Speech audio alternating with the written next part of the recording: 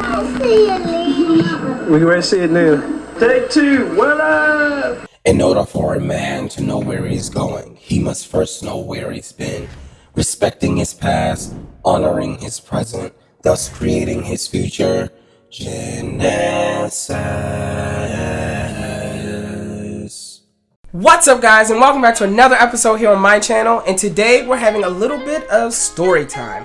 So without further ado, let's jump right on into it. Cue the new intro.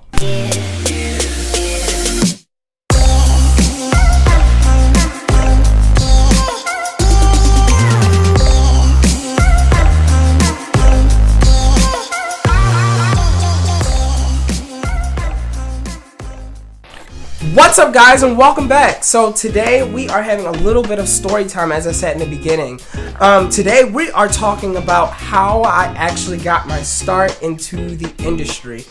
This has been a long time coming, and a lot of people have asked me a lot of questions about this, as to how did you get your start and where did you get all the connections that you've gotten to get into this industry.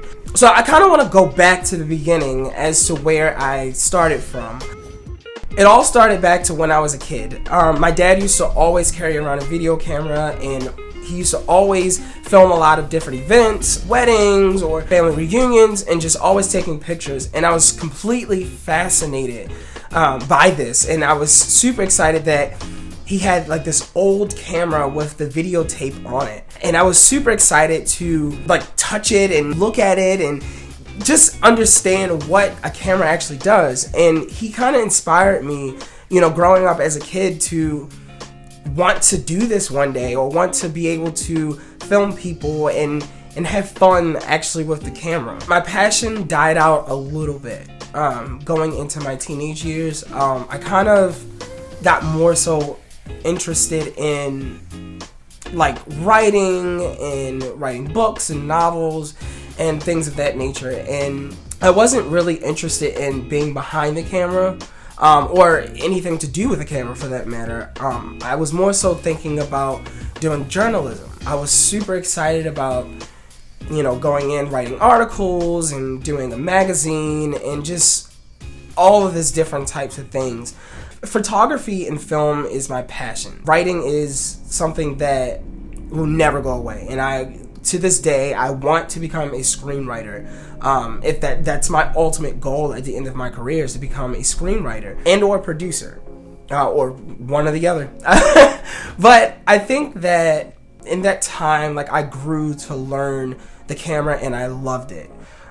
Going from middle school into high school and having that passion for writing, I carried that through courses of high school, of wanting to do yearbook and wanting to do different things that involve with writing. But by the time I actually graduated from high school, I went into college learning about photography, learning about creative writing, taking different film classes. So I stayed in that realm of photography and film and art and all of that good stuff. But I did not lock down my passion until I actually graduated from my first 2 years of college.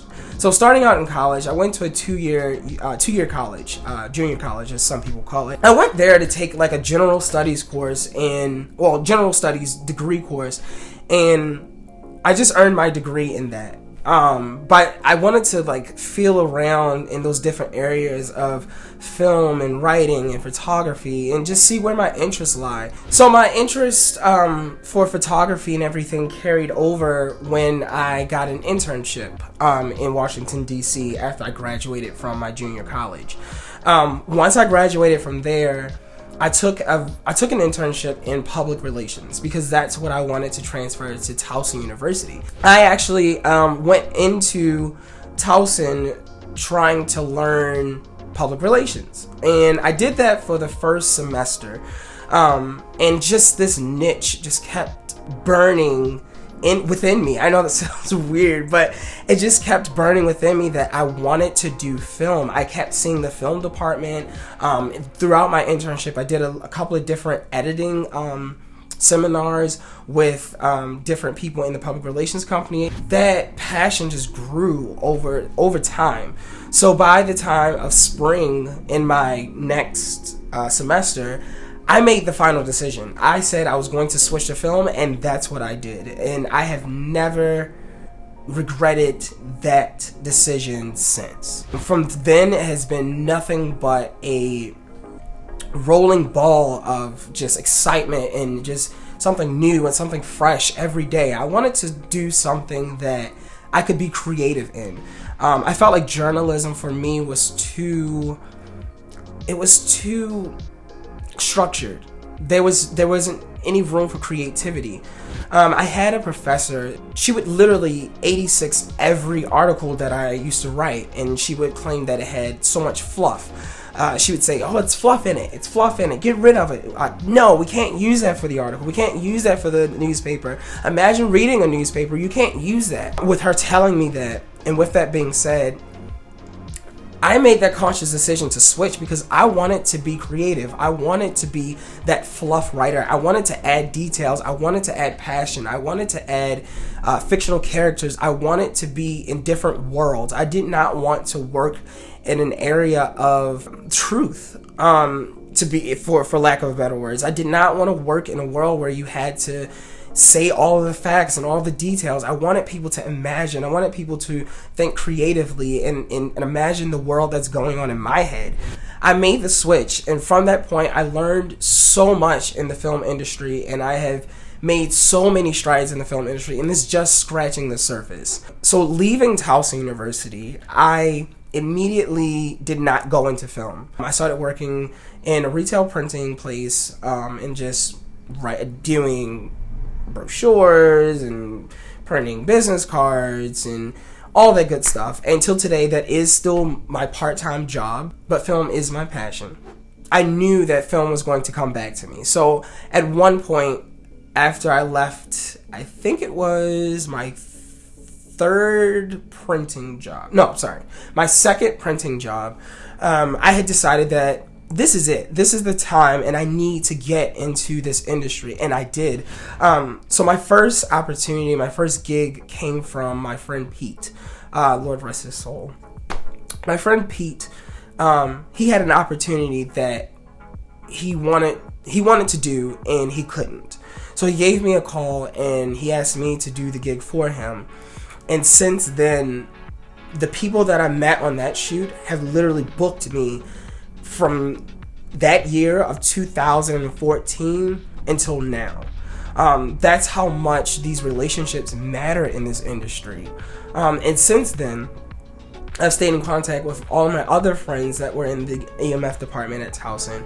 And from that, I've made different connections as well to get me on these major television shows. And that was a dream come true for me. Since moving on from those other gigs, I've been on 3 major television shows and worked with an immense amount of people over time.